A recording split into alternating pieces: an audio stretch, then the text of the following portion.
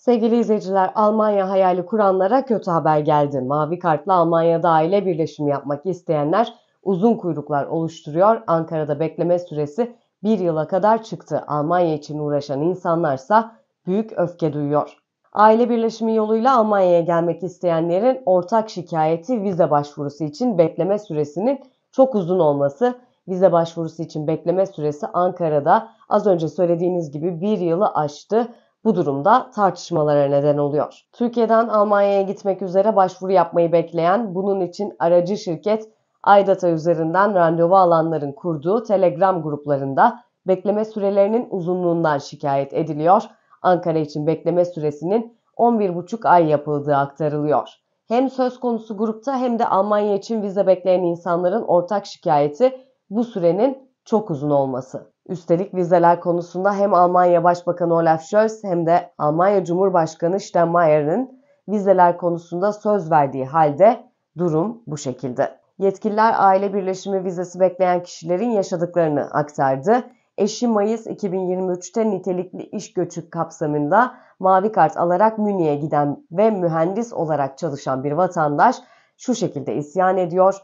Biz süreci kısaltmak için elimizden geleni yapmaya çabalarken canımız Ankara Konsolosluğumuz geçen hafta internet sitesinde yer alan 3-11 ay arasında randevu verilir yazısını bu hafta 3-11,5 ay arası randevu verilir şeklinde değiştirdi. Bu bizler için 15 gün daha bekleme demek diye konuştu. Uzun yıllardır Türkiye'de ilaçların faz çalışmalarında klinik araştırmalar koordinatörlüğü de yapan Trabzonlu bir biyolog 16 aydır eşim orada, ben de tam 10 aydır burada Ankara Konsolosluğu randevu versin de gidelim, belgelerimizi verelim diye bekliyorum diyor ve kendisiyle binlerce mağdurun belirsizlik içinde kaldığını söyledi. Muhalefetteki Sol Parti üyesi Gökay Akbulut'un konuyla ilgili soru önergelerine Alman hükümetinin verdiği cevaplara göre 2022 Ağustos itibariyle aile birleşimiyle Almanya'ya gitmek için başvuran bir kişinin vize randevusu alabilmek için bekleme süresi Ankara'da 28 hafta, İstanbul'da 5 ile 13 hafta, İzmir'de de 20 haftaydı. Mayıs 2023'te verdiği bilgide ise federal hükümet bekleme süresinin o dönem için Ankara'da 22 ile 40 hafta, İstanbul'da 26 hafta, İzmir'de de 48 hafta olduğunu kaydetmişti.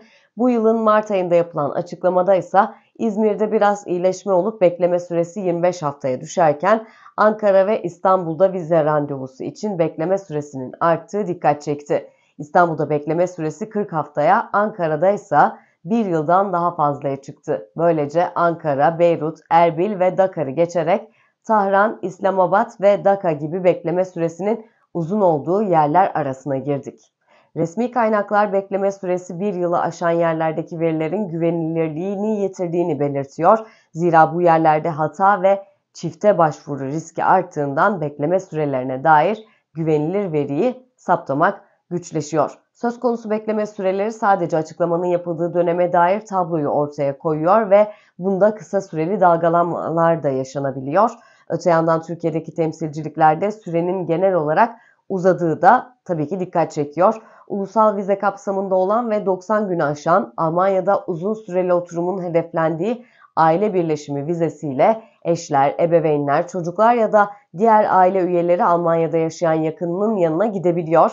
Almanya Dışişleri Bakanlığı'nın verdiği bilgiye göre 2023'te aile birleşimi yoluyla Almanya'ya gitmek için Türkiye'den 20.312 kişiye vize verilmişti. Bu rakam 2022'de 14.193, pandeminin etkisinin sürdüğü 2021'de 11.780, pandemi nedeniyle seyahat kısıtlamalarının uygulandığı 2020'de de 8.968 oldu. 2014'ten beri aile birleşimi vizesinin en çok verildiği dönem ise 31.994 ile 2016 ve 32.222 ile 2017 yılları oldu. Son 10 yılda aile birleşimi amaçlı Türkiye'de verilen toplam ulusal vize sayısı da 173.000.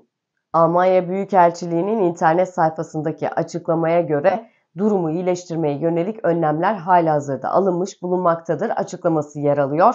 Ancak somut olarak hangi iyileştirmelerin yapıldığına dair detay verilmiyor. Bu arada bekleme listesine mümkün olduğunca erken kaydolunması tavsiye ediliyor. Siz bu konuyla ilgili ne düşünüyorsunuz? Yorumlarınızı videonun altına yazarak bizlere iletebilirsiniz.